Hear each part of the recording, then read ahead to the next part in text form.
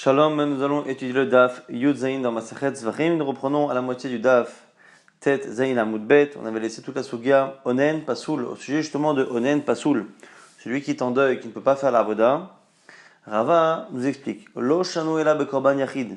Ici, l'interdit ne concerne qu'un Korban Yachid, qu'un Korban qui concerne le Kohen lui-même. Aval Be Korban Tzibour, ou une personne, mais en tout cas un particulier. Mais si c'est un Korban pour le Tzibour, pour l'assemblée, à ce moment-là, Meratse, c'est-à-dire que le Onen peut, donc on dirait ici, que de la même manière que le Kohen Gadol peut apporter le Korban quand il est Onen, même le Kohen Idiot, il peut à partir du moment où c'est Korban Tzibour, mais Korban Yachid, il n'y a que dans ce cas-là que le Kohen Idiot est pas soul. Et ici, Rava va nous expliquer son raisonnement avec un Kalvachomer. Kalvachomer, Mitoum, enfin Kalvachomer à partir de Touma. Matouma, Shelo Utra, Miklala, Esel, Kohen Gadol, Bekorban Yachid.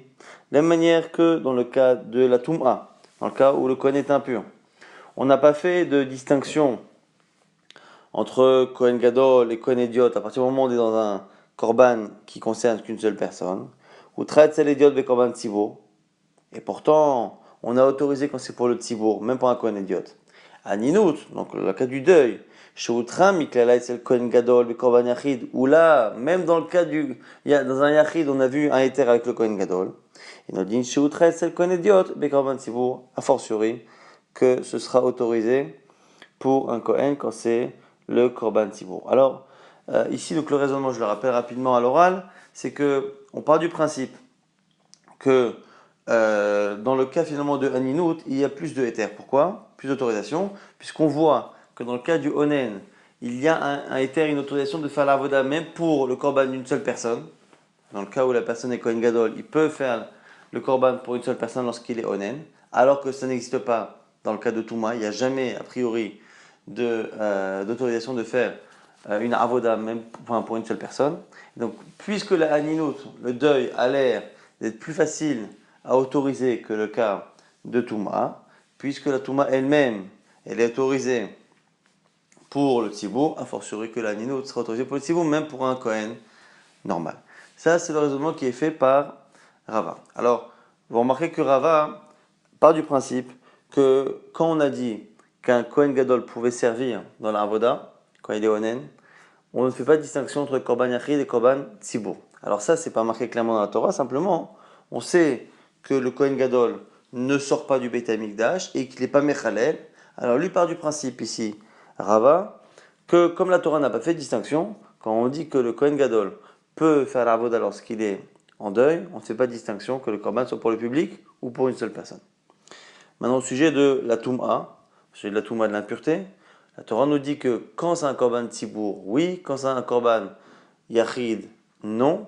Et là, il décide Rava de ne regarder que ce qui est marqué, puisqu'on ne fait pas de distinction entre le Kohen Gadol et le Kohen Idiot, il va dire qu'effectivement, que ce soit Kohen Gadol ou que ce soit Kohen Idiot, si c'est un Korban pour un particulier, on ne peut pas faire en état d'impureté. Si c'est un Korban pour le Tzibour, ce sera toujours autorisé qu'on soit Kohen Gadol ou Kohen Idiot. Donc ici, Rava, dans 3 des halachot qui servent ici de base du Kalvachomer, part du principe que quand il n'y a pas de distinction écrite dans la Torah, on n'en fait pas. Et donc à partir du moment où dans la Touma qui est interdite, dans un Korban Yachid, dans la Touma qui est autorisée dans un Korban Tzibour, on ne fait pas de distinction entre Kohen Gadol et Kohen Idiot, on n'en fera pas.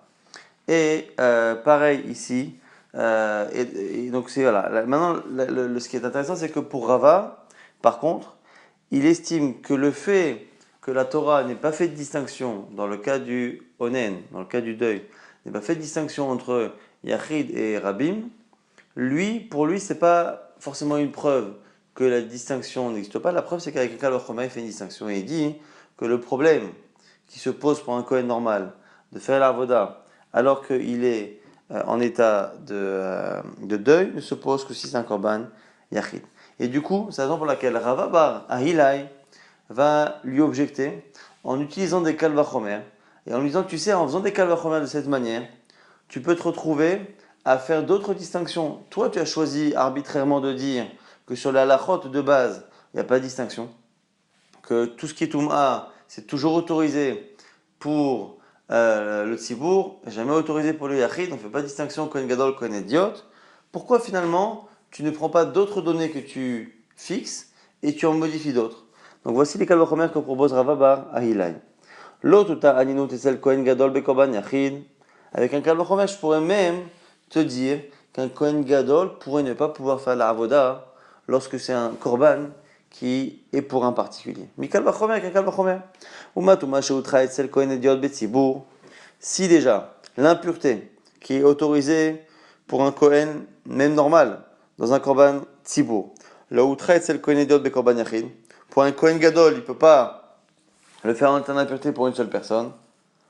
Alors du coup, un Ninout, le deuil, chez le Outra c'est le Kohen Ediot Bekorban Tzibour, qui n'est pas autorisé pour un Kohen normal dans un cas de Korban Tzibour, et il nous dit chez l'autre c'est le Kohen Gadol Bekorban Yachid. Et donc du coup, on voit ici qu'on peut arriver à dire exactement l'inverse. Autre korban possible et tout tard, Touma Etzel Kohen Gadol, Bekorban Yachid. On peut même autoriser la Touma pour un Kohen Gadol, pour un Korban Yachid. Toi, tu as dit que non, c'est Korban Tzibour parce que c'est marqué comme ça. Mais qui te dit que tu ne peux pas faire une distinction comme tu as fait avec un Kalvachomer, mais Kalvachomer Ma, il y a aussi déjà dans le cas du deuil. Chez l'Outar Etzel Kohen Ediot Bekorban Tzibour. Si déjà le cas du deuil, qui n'autorise pas un Kohen normal à faire un Korban Tzibour, ou un Kohen Gadol peut le faire pour un Korban même Yachid, alors du coup, l'impureté pour lequel le Kohen normal peut faire un Korban pour le Tzibour, et on dit chez Outra et le Kohen Gadol, mais Korban Yachid, donc du coup, a fortiori, que le Kohen Gadol pourrait faire une avoda même pour une seule personne. Dans un cas de Touma, alors c'est faux, a priori. Et autre proposition, l'Otuta, Touma et celle Kohen Ediot. On pourrait même ne pas autoriser la Touma, la Avoda Betouma pour un Kohen normal, Bekorban Tzibour, pourquoi Mikal Vachomer. Parce que déjà, si Aninut, chez Otra et celle Kohen Gadol, Bekorban Yachid, l'Outra et celle Kohen Ediot, Bekorban Tzibour, si déjà le cas du deuil, qui n'autorise pas le Kohen Gadol à faire un Korban Yachid, qui autorise le Kohen Gadol à faire un Korban Yachid, malgré cela, un Kohen ne peut pas faire un Korban Tzibour en état de Aninut, de deuil. Alors du coup, l'impureté est encore pire. Chez l'autre, c'est le Kohen Gadol, qui elle n'est pas autorisée pour un Kohen Gadol quand le Korban est Yachid. Il nous dit chez l'autre, Kohen Ediot, le Korban Tzibour, a fortiori que le Kohen Ediot ne pourrait pas faire. Et donc du coup, la Gemara nous dit quoi? L'autre, Aninut, Touma, Yachid, Yachid, Tzibour. Ça c'est un siman pour se rappeler de ce qu'on vient de dire comme raisonnement. En tout cas, la Gemara conclut Laïka le Mifrachachi. Laïka le Mifrachachi, on peut objecter d'une manière ou d'une autre.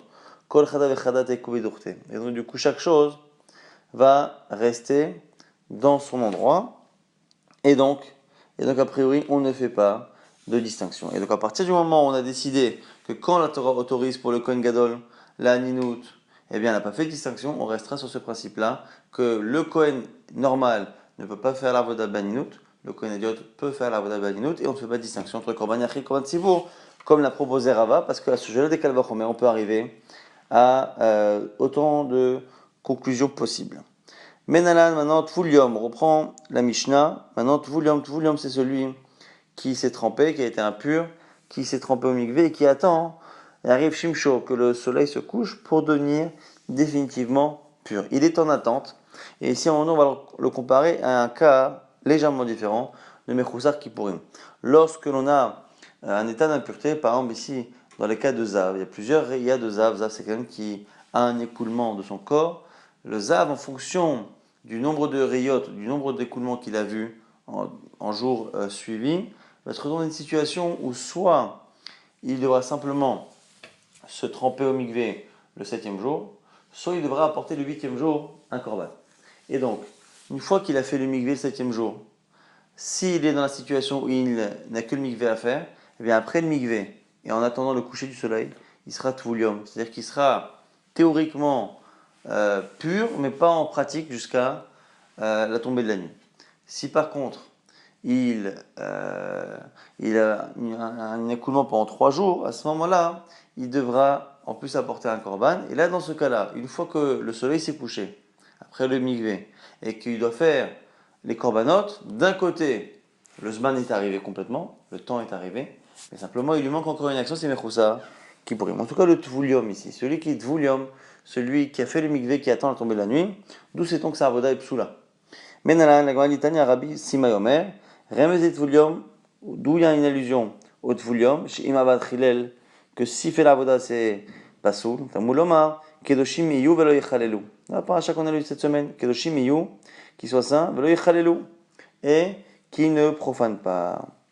Mais comme ça ne peut pas parler de l'interdit de la Toum'a, parce que c'est déjà dit, Vinafik, Mivena zéro, alors disons que ça parle autre chose. Puisqu'on a déjà dit par ailleurs que le tamé, lorsqu'il fait l'arvoda de l'imechalel, disons que lorsqu'on répète qu'il faut être kadosh, qu'il faut être à l'écart de quelque chose pour ne pas profaner, c'est qu'il y a un autre cas qui profane, et l'agma propose Tvulium.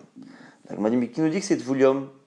Peut-être que Ima, les Koreach Kocha, ou le Mashrit Pe'atzaka, peut-être qu'on peut dire que ça parle de celui qui a rasé les coins de la tête ou les coins de la barbe, qui n'a pas le droit de raser. L'agma dit, non, Tvulium de Imavad Bemita Menalan. Pourquoi c'est mieux de dire que c'est Tvulium? Parce que d'où on sait que le Tvulium, s'il a fait la avoda, il est chayav mita, il est passible de la peine de mort bidei shamaim par le tribunal céleste, non pas par le tribunal humain, mais le tribunal céleste. D'où on le sait des gamma chilul mitrouma, parce que le même verbe lechalel, profaner, est marqué dans la trouma et est marqué également dans le cas du tvulium. Et donc, si le trouma marqué la avoda, c'est plus logique de dire que celui qui a un problème avec la trouma, qui la rend psoula lorsqu'il la touche, machil avoda, eh bien sa avoda sera psoula. De la passer du trouma, le machil avoda, alors que celui qui n'est pas interdit à la trouma, celui qui s'est rasé les coins de la tête ou les coins de la barbe, comme Kohen n'est pas interdit à consommer la trouma, et donc c'est plus logique de dire que quand la Torah a répété que le shim yiyu velo yechalelu, plus logique de dire qu'elle parle du tvulium. Donc voici la référence à ce din-là, que le tvulium, il est mechalel la avoda. Dans l'agma se pose la question à Maharaba, la malik de katava hamana tame ou tvulium mchusar kipurim. Pourquoi la Torah a eu besoin de marquer que le tamé, celui qui est impur, ou tvulium, celui qui, comme on l'a dit, est le 7e jour de son impureté, a été au mikvé et attend que le soleil se couche, et mchusar kipurim, c'est celui qui a besoin d'apporter un korban le 8e jour, qui a fait le mikvé, qui a attendu de tomber la nuit, mais qui attend d'apporter son korban. Pourquoi a-t-on besoin de dire que dans ces trois cas, la avoda est psoula? Tzriché, on a besoin des trois. La Gemara va nous expliquer pourquoi on ne peut pas apprendre à chaque fois l'un de l'un. Dit qu'atana hamana tamé, si j'avais enseigné que le tamé, j'aurais dit quoi? Non mais c'est spécial.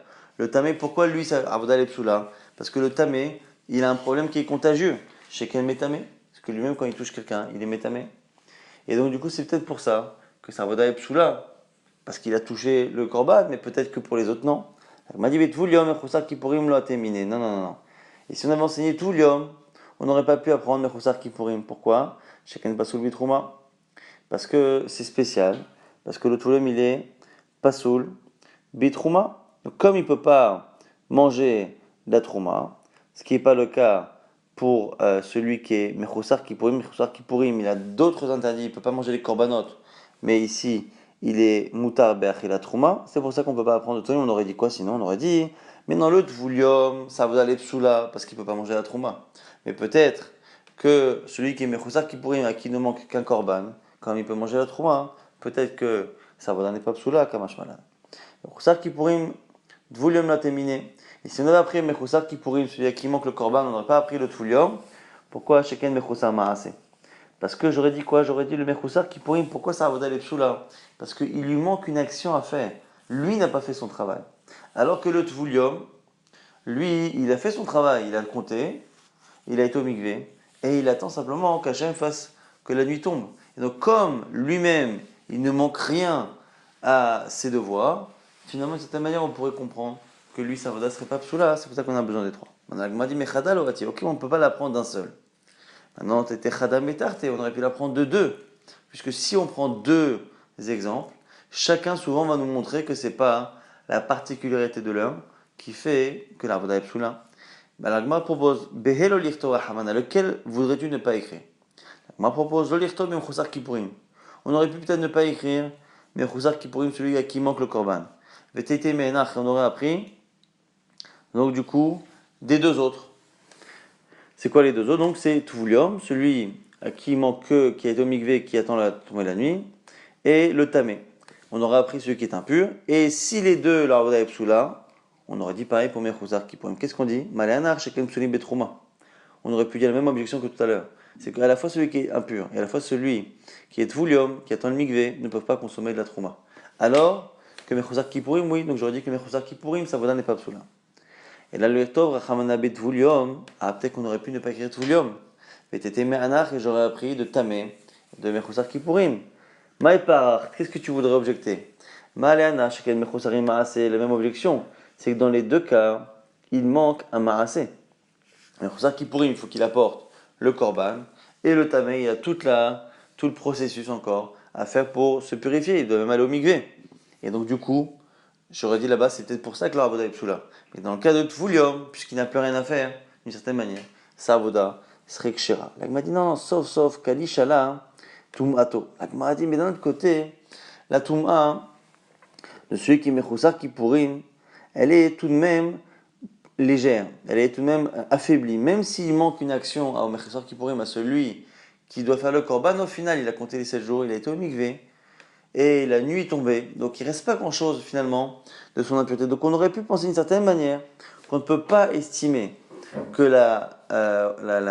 le problème du Mechuzar Kippourim est plus grave et plus chameau que celui du Tvoulium. L'Agma, ça nous dit non, Kassava des Mechuzar Kippourim des Av, Kezav Damé. L'Agma dit non. Nous ici on pense que celui qui est Mechuzar Kippourim, on donne l'exemple du Zav, mais ce n'est pas le seul exemple. Mechuzar Kippourim, c'est souvent pour le Zav, on a dit le Zav qui a vu pendant 3 jours. À la fin du compte de 7 jours, il doit aller au mikvé, attendre à tomber la nuit, le lendemain apporter le 8e jour un korban.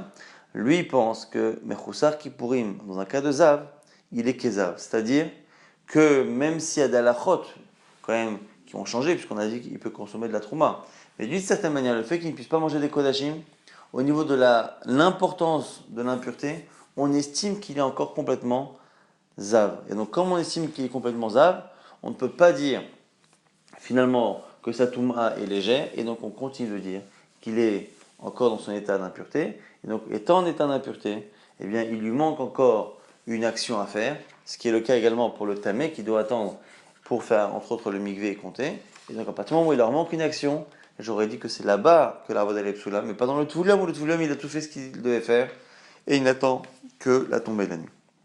Au passage, l'Agma nous dit que c'est peut-être une marloquette, mais Choussa qui pourrait me désav kezav damé, sur le fait justement que celui qui attend le korban, est-ce qu'il a le même statut que le zav, c'est-à-dire qu'est-ce qu'il a gardé quasiment son statut de départ ou pas?